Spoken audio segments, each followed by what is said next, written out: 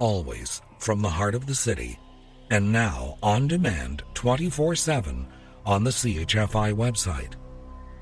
This is the soundtrack to the speed of life. And I'm Don Jackson, around the world on the internet. Some interesting statistics and trivia gleaned from the Toronto Sun some years back. The average wind speed on the planet Jupiter is 362 kilometers per hour. Bruce Lee was so fast that they actually had to slow a film down so you could see his moves.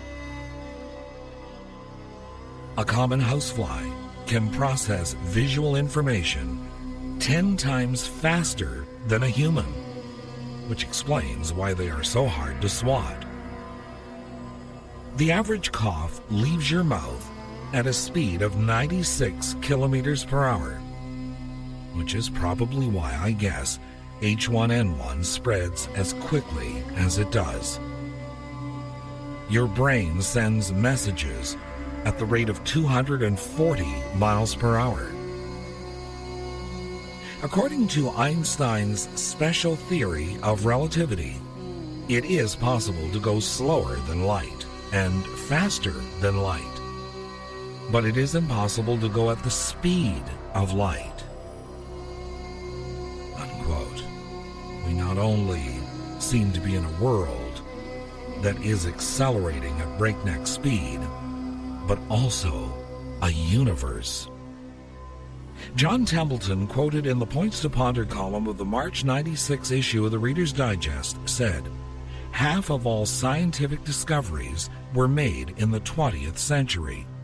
Creation is accelerating, and even the acceleration appears to be accelerating." Lovers and Other Strangers this hour at breakneck speed from iTunes and CHFI.com.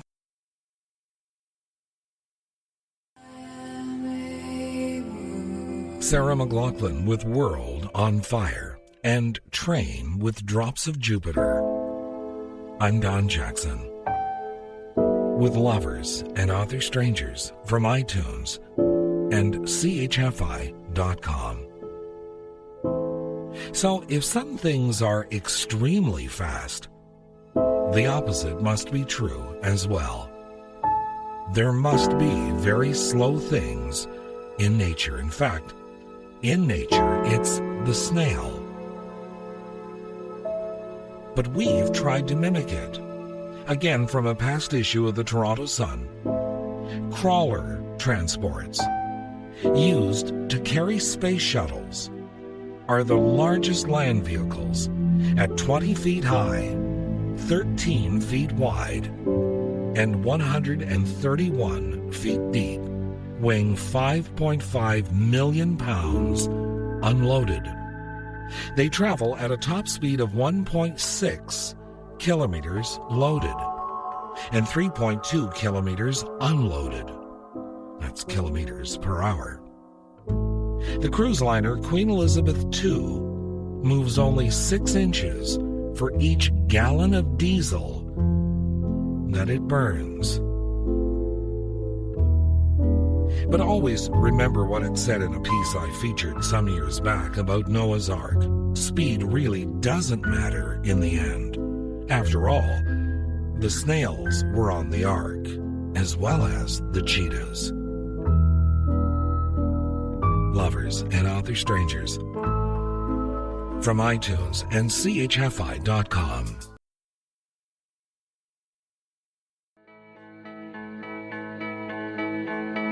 Snow Patrol, chasing cars, and Tracy Chapman in a fast car.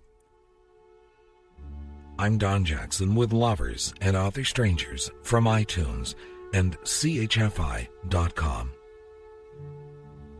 We feel the passage of time even more as we age.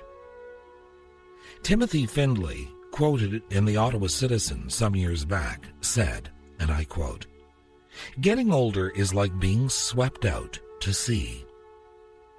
At one point, You want to get to the horizon to see what's there.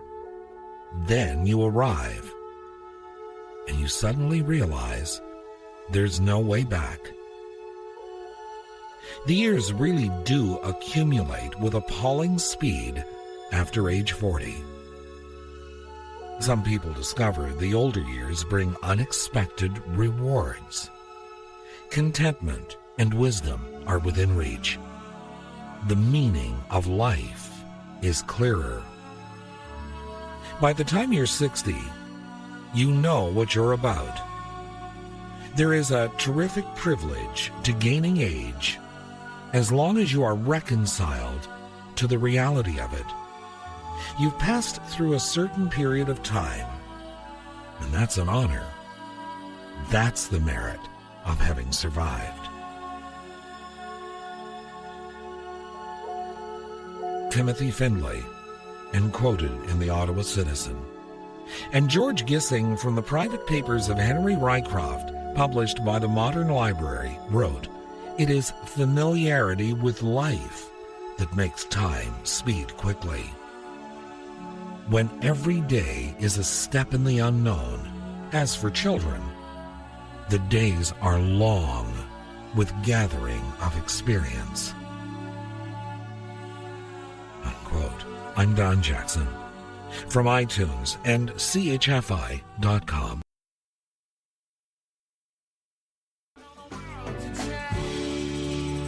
John Mayer, Waiting on the World to Change, Steely Dan, Hey 19, and the Dixie Chicks, and Landslide.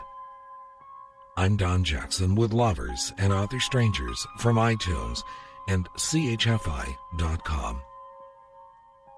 I like to play solitaire on my home office computer. The game is timed, so it's been interesting finding ways to not only win the game, but beat the clock as well. Peg Bracken, in support of haste, from the I Hate to Cook Almanac, published by Harcourt Brace Jovanovich, wrote, and I quote, "There are two good reasons for doing something fast. Because life is crowding in hard, and if the thing isn't done fast, it won't be done at all. Or because doing it isn't half as rewarding as doing something else. Therefore, iron fast, or not at all, so you can paint slow. Shop fast, so you can sew slow. Cook fast, so you can read slow. Or spend time with a child before it disappears into an adult." Peg Bracken from the I Hate to Cook Almanac, published by Harcourt Brace Jovanovich.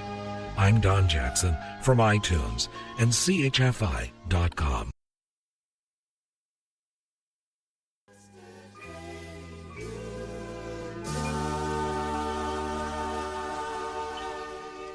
Gladys Knight, Forever Yesterday for the Children, and Amy Sky's Ordinary Miracles.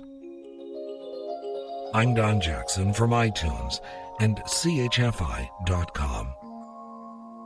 William J. Bennett, from a speech to the North Carolina Press Association, said, "I often tell my college students that what I am teaching them in an introductory philosophy course is, in part, a course in slow reading. Many of them can read thousands of words a minute, the happy graduates of speed reading courses. I ask them to learn to slow down, to cherish language that deserves to be cherished. Possibly by the end of the course, they will read 50 words a minute, with a text that deserves to be read that slowly, and learn to know for the first time why an author chose one construction rather than another, one word rather than another. I do not do this to enhance their experience, but to help them have experience. And this posted on the internet by Reverend Maureen Christopher, called Going Too Fast, some excerpts, its author unknown. Live your life like the wind. Speed up when necessary, and know when to slow down. Slow down when life pushes so hard and fast you cannot consume any more air. Slow down when you can't see where you're going or where you're coming from. Take time to stop and realize what you have right in front of you. When you cannot find what you're looking for, when you cannot find what you want in someone else, look inside of yourself. Lovers and Other Strangers from iTunes and CHFI.com.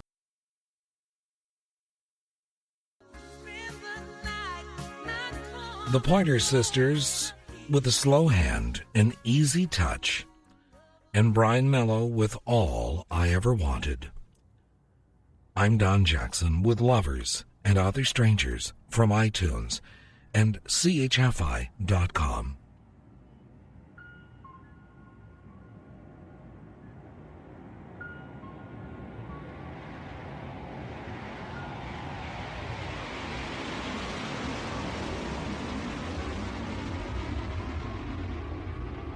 Chuck Yeager, the world's first supersonic pilot, and quoted in Forbes ASAP, said, and I quote, "My legacy, I suppose, is speed. But looking back, I don't think many people save a lot of time by moving faster from one point to the next. Because from the time you're born until the time you die, it's pretty cut and dried. You have to take advantage of time, not speed."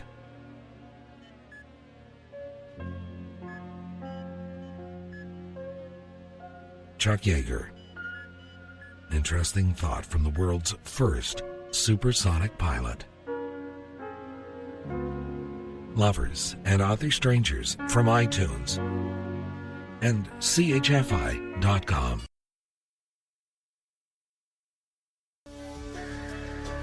I hope you will tell all your friends about Lovers and Other Strangers. Good night, sweet dreams. I'm Don Jackson.